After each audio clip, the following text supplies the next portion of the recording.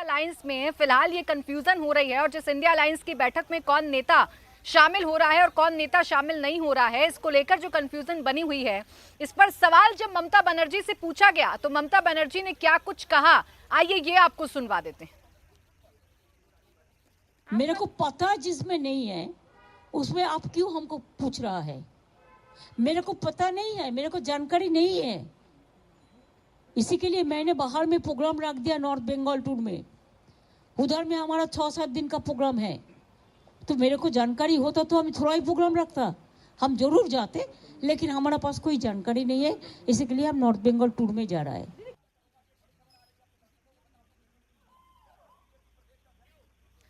तो ममता बनर्जी को आपने सुना, जो बहुत स्पष्ट शब्दों में ये कह रही हैं कि मेरे पास जानकारी ही नहीं है और जब जानकारी नहीं है तो मैं ये कैसे बता दूं कि उस बैठक में मैं शामिल होंगी या नहीं शामिल होंगी। और ये सिर्फ ममता बनर्जी नहीं बल्कि अखिलेश यादव की तरफ से भी ऐसा ही मैसेज कन्वे किया गया है और बाकी जितने भी दल इस इंडिया गठबंधन में शामिल हुए हैं उनकी तरफ से भी ऐसा ही मैसेज क्लियर किया गया है, ऐसा ही मैसेज सामने रखा गया है। राजीव जेटली जी, ये जो खबरें आ रही हैं ये तो आपके लिए जरूर मुस्कुराहट लाने वाली होंगी चेहरों पर कि बिना कुछ किए आपके तो इकट्ठा हुए दल भी टूट रहे हैं और बहुत ज्यादा चुनौती पेश करने की स्थिति में अभी नहीं।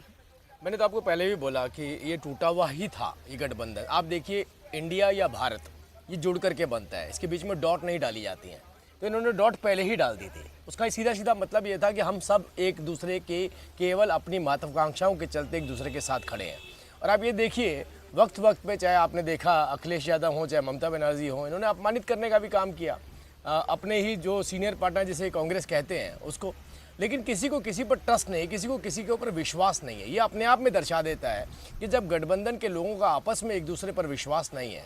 तो इस देश की जनता उन पर कैसे विश्वास कर सकती है। और यही एक वजह है कि देश के प्रधानमंत्री जी की नीतियाँ, मैंने सबसे पहले बोला था आपको, उनकी नीतियों के वाहक के रूप में जो हमारे मंत्री, मुख्यमंत्री या विधायक या सांसद होते हैं, वो जिस लेवल पे जिस कमिटमेंट के साथ अपनी डिलीवरी कर रहे हैं और वो डिलीवरी जब जनता उसको महसूस कर रही है तो वही कहीं ना कहीं परिणामों में परिवर्तित होती है। अगर इन्होंने अपना रवैया नहीं बदला तो मुझे लगता है कि अपना अस्तित्व कम से कम कांग्रेस पार्टी धीरे धीरे खोती हुई चली जाएगी। लेकिन आज एक बड़ी अच्छी बात यह है कि ये एहसास कर लिया गया है कि इस देश के अंदर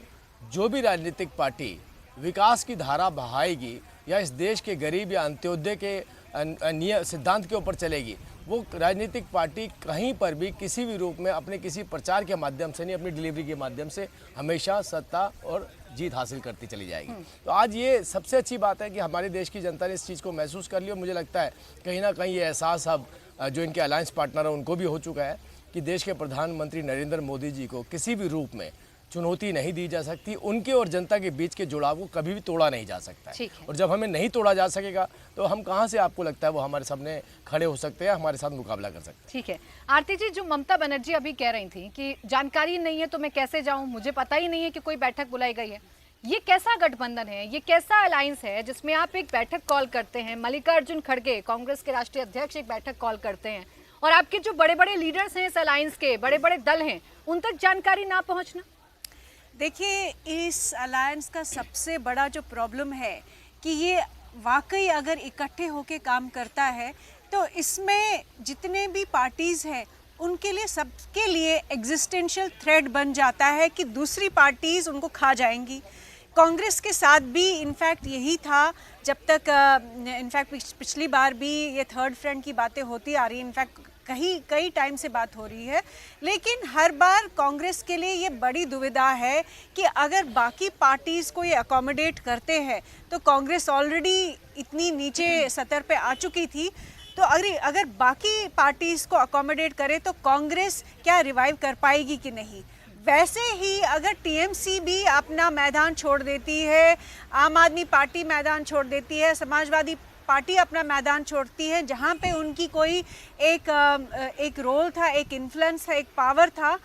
तो वहाँ पे कोई और पार्टी अपना जड़ बना लेगी। तो मुझे नहीं लगता है कि ये अलायंस जो आपने कहा कि ममता बनर्जी, बिल्कुल तभी ये कोऑर्डिनेशन नहीं हो रही है, जानबूझ के नहीं हो रही है, क्योंकि एक दूसरे पे ना तो विश्वास है और ना ही ये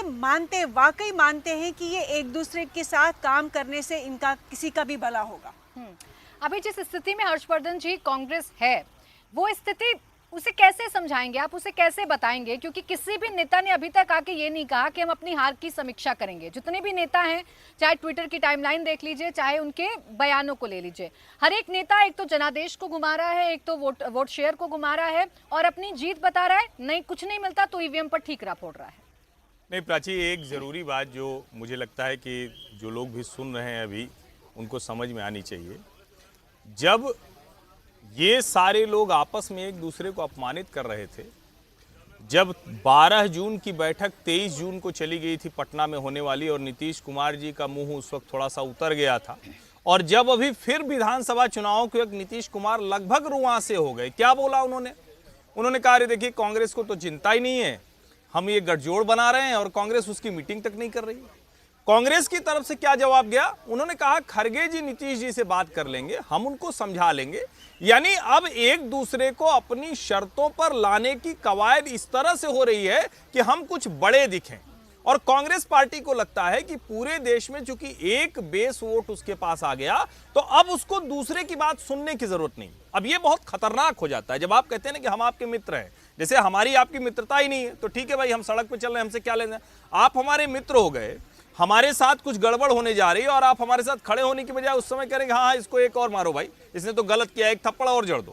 कांग्रेस और सहयोगियों के साथ कुछ इस तरह का संबंध है। उसमें जो सबसे बड़ा संकट है, जिसको हमारे यहाँ देशज में कहते हैं ना कि तितलौकी दूजे नीम चढ़ी, उसमें क्या हो गया? कांग्रेस पार्टी का कोई नेतृत्व नहीं है जो खड़ा होकर कहे कि अच्छा हो या बुरा ये हमने किया, हम उसका परिणाम भुगतने के लिए तैयार हैं। हमारा कार्यकर्ता पूरी मेहनत से खड़ा हुआ, जो हमसे गलती हुई उस रणनीति को हम ठीक करेंगे। लेकिन जब वो एस्केप रूट्स खोजते हैं, जब वो गुंजाइश कैसे रास्ता बना लें वो खोजने लगते हैं, तो जनता का जो टूटा हुआ भरोसा है वो और ज्यादा टूटता रहता है। सबसे बड़ा संकट कांग्रेस पार्टी का और इस गठजोड़ का तो यही दिखता है। इस गठजोड़ में आरती जी जैसे बयान आ रहे हैं, जो एग्जाम्पल अभी हर्षवर्धन जी दे रहे थे कि कैसी मित्रता है, अभी अखिलेश यादव को ले लीजिए, अभिषेक बनर्जी को ले लीजिए, उमर अब्दुल्ला को ले लीजिए, जिस तरीके के बयान सामने आ रहे हैं, क्या इस इंडिया अलायंस में जो महत्ता कांग्रेस की थी इन 3 राज्यों को हारने के बाद वो खत्म हो रही है? देखिए, वैसे ही इस गठजोड़ में राहुल गांधी को तो कोई मानता ही नहीं है। इतने दिग्गज नेता है जिन्होंने अपनी सारी उम्र लगा दी और उनका पॉलिटिकल स्टेचर भी जो है कहीं ज़्यादा ऊंचा है राहुल गांधी जी से। इनफैक्ट राहुल गांधी जी के साथ रहने से उनकी भी थोड़ी जो है छवि खराब हो जाती है, क्योंकि राहुल गांधी जी अब पूरे देश में जिस तरह से उन्होंने अपनी इमेज बनाई है, जो पॉलिटिकल स्टेटमेंट्स देते हैं, जिस तरह की हरकतें करते हैं, जो भाषा का इस्तेमाल करते हैं, वो इनको सूट नहीं करता है किसी को भी। तो मुझे लगता है कि ये सब पार्टियां अंदर ही अंदर अपने आप को बचाने के लिए बिल्कुल कांग्रेस को, इनफैक्ट हर्षवर्धन जी ने एक बहुत इम्पॉर्टेंट बात कही कि कांग्रेस को अब लगता है कि अब हमें बात सुनने की ज़रूरत ही नहीं है, अब तो हमने इतनी 3-4 स्टेट्स तो हमारे हाथ में है, और कांग्रेस अकेले ही एक नेशनल पार्टी, इनफैक्ट बाकी सारी तो रीजनल पार्टीज़ है, और कांग्रेस का जो ये इमेज है और वैसे ही उनके पास इतना एक्सपीरियंस है गवर्नेंस का, पावर में रहने का इतना एक्सपीरियंस है, तो वो इन सारी पार्टीज़ को नीचा देखेंगे और नीचा दिखाएंगे भी। कांग्रेस की ये कोशिश रहेगी कि रीजनल पार्टीज़ ख़त्म हो और उनके बजाय कांग्रेस अपनी जगह बना ले। मुझे नहीं लगता है कोई भी रीजनल पार्टी उन पे विश्वास करेगी अंदर ही अंदर।